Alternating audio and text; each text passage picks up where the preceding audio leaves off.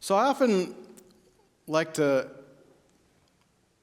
think that my generation has experienced the greatest change in our lifetimes. I mean, sure, there's my parents, the boomer generation, who, you grew up, there wasn't even TVs in your homes, and now there's 3 TVs. There's more than TVs, there's screens everywhere. Maybe go further back, the people that live in a world where the world wasn't so connected by planes or radio or things like that. But I think, for me, the world I grew up into, the world now is so different. I mean, I like to say I went to college with a typewriter and I left with a computer, even in that short a time. And I think about my kids' generation like, all this new tech, it's nothing. But I don't think that's really true anymore. I've been trying to do some listening, some reading, some discussing, some experimenting with artificial intelligence. And I don't have any problem saying that I don't think my generation or you boomers or whatever are going to have anything to compare to what happens to our world in the next, I can't even put a number on it, because of artificial intelligence. Now, this is not the sermon where I say, actually, artificial intelligence wrote this sermon for me. I didn't do that. Although in kind of the ways I've been experimenting it until that I was writing a sermon and getting ideas, it said, would you like me to write that sermon for you? It's not the sermon where I play with some of the things out there, like there's one AI that can take my voice and make anything sound like me. That's not me. That's not me inputting that. I thought that would have been creepy. I didn't. The great tropes in sci-fi literature about how somehow, some way, there was the robot, the intelligence, the computer who challenges humanity for world domination. It's not the sermon where I dive into the technical details and challenges in the tech. Like I said, I have been studying and reading and listening, but I don't feel I can speak broadly or intelligently about what AI is and all the things it does. It's not even the sermon where I'm going to try and talk about the morality of us human beings creating this entity, this potentially self-aware entity, and questioning, does it have awareness and sentience and even a soul? Those are all great questions. Some are just purely beyond me. Some are not what I was called to do. I believe what I'm called to do is what any representative of wisdom tradition is called to in these moments. Because why I do believe, from what I have studied and listened, by the way, there's a great Oprah special, and if Oprah's talking about this, it's really a big thing, that we are not just on the cusp, but in the midst of something dramatic that's really going to change our world. And in my role, it's my job to ask the question, how do we face, navigate, respond to that change? Because this is not new. Maybe the scope's different. But there have been many times throughout history where there have been technological advances that has dramatically changed the way the world works. From the printing press to the plane, to radio, to electricity, to television, to the internet, the computer, the phone. It's all there. There's nothing new in that. But I would say humbly not for me personally, but for our tradition, we've been around 4,000-ish years. We've got something in how to respond to these dramatic changes that happen in the world. Not to understand the technology, but just as human beings, how we navigate this. Because this has all kinds of possibilities. I'm sure you've done your studying too. Great, incredible things in science, in medicine. Terrible, frightening things in fraud and in manipulation. But there are things, and all these things are happening right now. So given my initial, I hope it'll be continuing, limited learning, conversing, experiencing with this, I'm humbly offering, well, how do we spiritually approach this? How do we look to artificial intelligence and approach this with spiritual authenticity? And as I'm called to do, I need to take our sacred text and put a lens on it. And today's text is perfect. Well, not the one we read, actually, because there's actually two texts associated with Rosh Hashanah. The first of those we read today, the binding of Isaac. But today is the birthday of the world, Hayom Harat Olam. So it's also customary to read the creation story from the beginning of Genesis. And I find in there a few pieces, a few frameworks to give us at least the start of some spiritual approaches to what we're into and what's ahead of us. I think one of the things that we have to lean into our tradition to is the honoring and the valuing, the pursuing of what is true. I'm not talking about different political opinions. I'm talking about the willingness, the ability to ascertain truth. It comes with a default approach. Before we even enter whatever mechanism we are engaging with AI or may be using AI, that we have to establish a pace of life, a discipline, a spiritual practice that enables us to be grounded and not reactive. That enable us before we go out there, engage and see the things that we want us to respond to them, that we have to learn how to be grounded, settled, self-aware.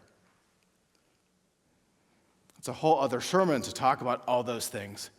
But I think in understanding truth, we have to start there and then to go out in the world with that healthy balance of wonder, curiosity, and critical thinking. I mean, that's what we do.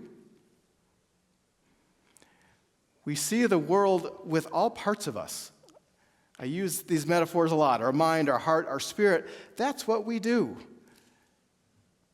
And to be able to be out in the world, reading, watching, talking, paying attention to all those pieces of us. In the creation story, there's a quirk in the creation story. We all know light was created. God said, "Let there be light." That's day one. Day 2, day 3, then day 4, we hear, and then God created the elements in the skies that would bring light, the sun and the moon. So, whoa, wait a minute. Wasn't there already light? Why did these things need to be created? Well, our tradition responds to this quirk and says, well, wait, those are different lights. The lights of day 4, those are these lights that we see with our eyes and we experience sensorily. The day 1 light is a much more primordial light that we see, that we experience, we encounter with heart and spirit. And we were created later with the capacity to experience those.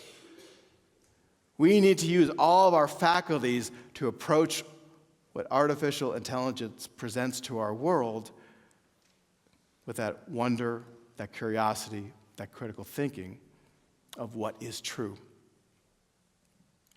There's a story about the great Hasidic master, the Baal Shem Tov, who was traveling from town to town teaching, and he set up camp one night, and he woke up the next morning from his sleeping bag, and there were 3 thieves ready to attack him and steal from him. But the Baal Shem Tov was having this extraordinary dream of divinity and magic and heavens. And he woke up with the mindset not seeing these thieves with his eyes and their threat, but with his heart. He saw other divine creatures. And he woke up and said with the sincerest of heart, "My friends, my fellow creatures, it is so good to share this space with you." And they were so disarmed by what he saw and how he responded, they dropped their weapons. They sat and visited and wished him well and went on his way. Maybe a little idealistic and Pollyannish, I don't know. But it's a challenge to see truth out there when the context says it is not truth. And I think that's one of the challenges that AI presents to us. I think another challenge that artificial intelligence presents to us, and we have to respond with authentic spirituality, is looking at the promise and possibility of what AI could do to our world. It can make our workforce and the toil that people have to do less. I've heard numbers of 20% to 60, 70%, meaning there'll be less work to do out there in the world, which is an incredible thing. People won't have to work so hard. Maybe they can pursue other pursuits. Maybe if you're a Trekkie, we can realize the Star Trek vision of the world when everyone works together and then people spend their time on their pursuits and growth. And, well, if you're not a Trekkie, I'm sorry for that reference. I had to make it. But we have to pay attention to, though, in moving this direction is how do we do this collectively? That the opportunity for less work isn't just an opportunity for already those with privilege in our society. How do we move on to less work? Even that implies there's a judgment on work. How do we move on without losing the value of work in our world and in our lives? If AI is going to move us to a place where we think about how we spend our time differently, that's just not going on vacation. How do we thoughtfully and intentionally move forward with purpose? All of us to have the opportunity to do that, and collectively with understanding what that is. We have a responsibility together to be a voice, to be part of the discussion, to be thinking about this. Oh, isn't it just great that AI helped me write my sermon quicker, and then I have more time to do what? Watch the Broncos and Bo Nix not be able to move the ball? In the creation of the world, the human beings are told, Na'aseh Adam b'tzalmenu kidmotenu v'yirdu. They are told after God says, let us create these human beings, and says to them, v'yirdu, go and subdue, be in charge, master this. We have to be part of the conversation and awareness of that our spiritual values tell you that we have a collective responsibility for how the world works and what people do in it. Later on in the creation story, but not too far in Genesis, we hear the story about the Tower of Babel. The Tower of Babel, where the people, the leadership are building this tower because their building is so tall that they want to be at heaven so they can encounter God face to face. Now, in and of itself, that's not such a terrible goal. That's actually admirable to create that, if you will, technology to reach that height. But the story didn't end up so well. God ended up destroying the tower and dispersing them all over the world. Why? When our sages ask this question, one of the train of responses is it wasn't because what they were doing, it's because how they got there. How they thought about and felt about the people doing the work to get there. The story goes, the Midrashim go that when a worker who was up top building a brick or mortar and putting in, if he or she should fall, that they were so focused on doing that they didn't pay any attention. But should that same worker not fall himself, but mistakenly knock one of those bricks that took forever to get so high, they would stop and lament and cry out for days.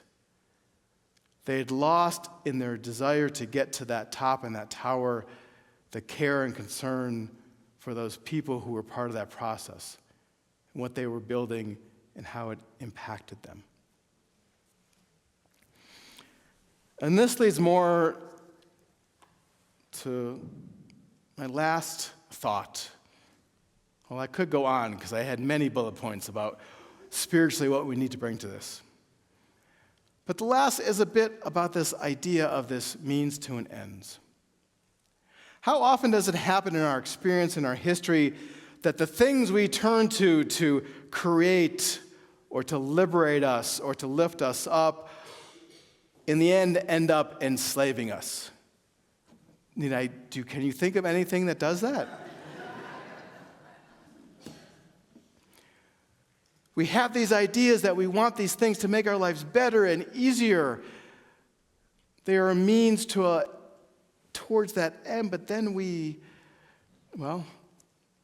they become the end in of itself.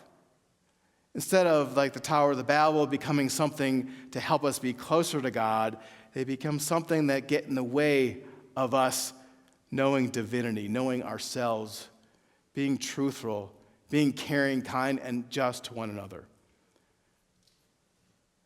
But I'm not saying we give this up. Do not hear from me saying that artificial intelligence is bad, is evil, it's wrong. This and the phone are tools. It is upon us to approach these tools with spiritual authenticity to know how to use them. This happens in the story, later on, the story of creation in the Garden of Eden, the story that we know probably the contours of. When the woman eats of the tree, the text says it is pleasant to look at, tasting, and menachmad ha'etz lahaskil, and the tree, the fruit, offers a fine wisdom. Maybe the point of the story is that after they acquired that wisdom, they had to leave the garden. There is a cost, there is a responsibility to knowing. Our tradition is not one that does not celebrate knowing and growth and learning. In fact, we encourage it. But there is a cost, there is a responsibility to opening ourselves to learning these things. And we have to approach this with that reverence, with that awe.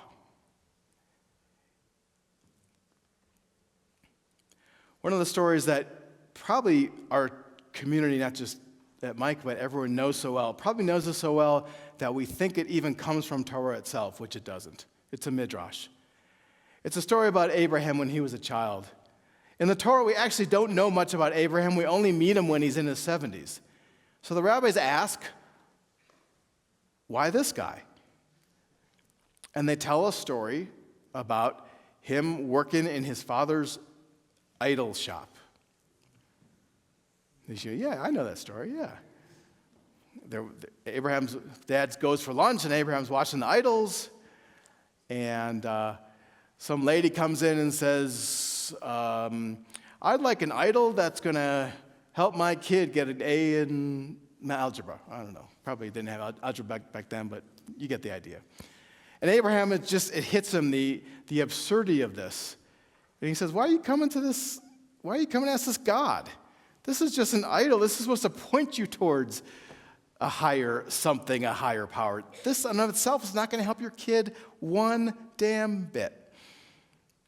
Which is, well, I'll take my business down the street to Joe's idol shop. and huffs out the door.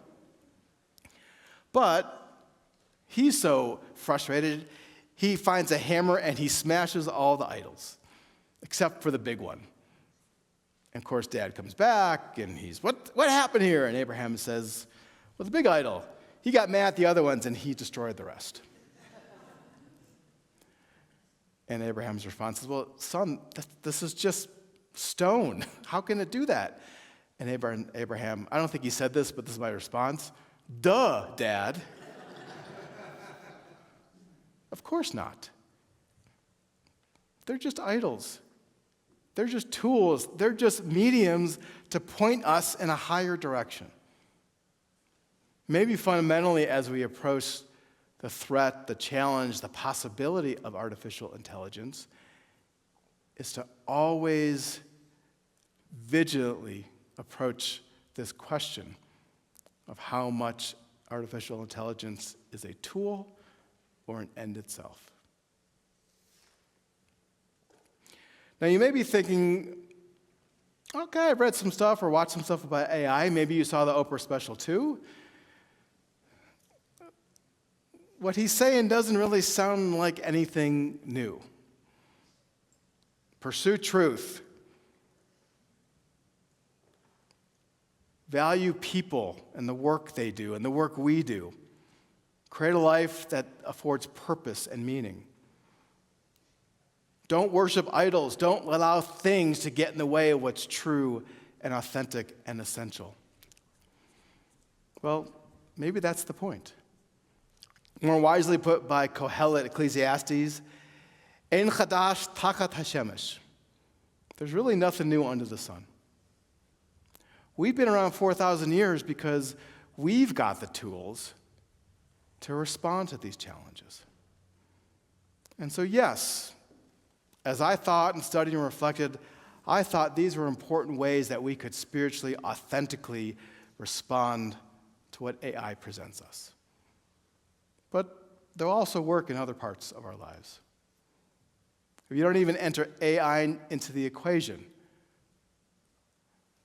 creating a life, a discipline in which we know ourselves and are grounded and not reactive can help us, lead us to truth and encounters and communities that honor and celebrate truth. Being spiritually authentic and pursuing these tools can lead us to remembering and cultivating meaningful and purposeful minutes and hours and days, and doing so in a way that puts our arms around other human beings and makes sure they have the same fairness and opportunities that we do. And always being constantly vigilant about the things that give us power and freedom, but that often get in the way themselves and become idols in and of themselves. As we gather this morning and sit in the seat of our tradition's wisdom, let us hear that. Let us feel that. And whatever as we need it to face in the world, our own personal challenges, or the wonderful, terrifying, exciting, challenging possibility of artificial intelligence, may we heed their call. May we embody them and do better at this, be great at this in the year to come. We end our time with that call, that final call of the morning. And so as we hear the shofar one last time, listen with all the parts of you. I was having fun last night and saying, the shofar is more entertainment. Isn't Yuri great? He blows it a long time. We all get a kick out of that. That's awesome. Let that happen for sure. But really listen, not just with your ears, but with your heart, your mind, and your spirit. Hear this unsettling call to pay attention, to be spiritually authentic in as many parts of our lives and our world that we can be. Let's all rise as we hear this final call.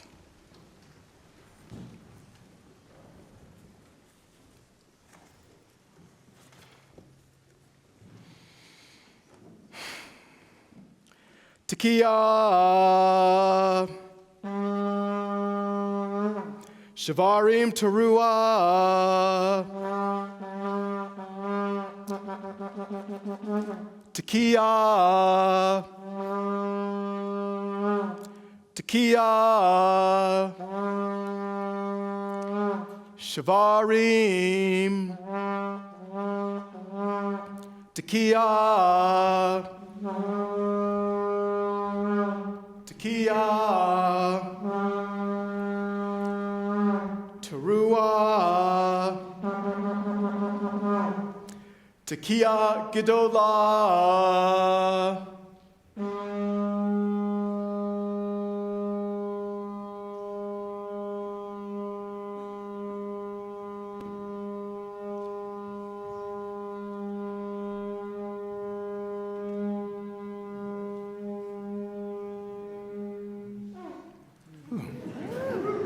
Shana Tova, everyone. Have a happy, healthy, sweet, meaningful, and authentic New Year.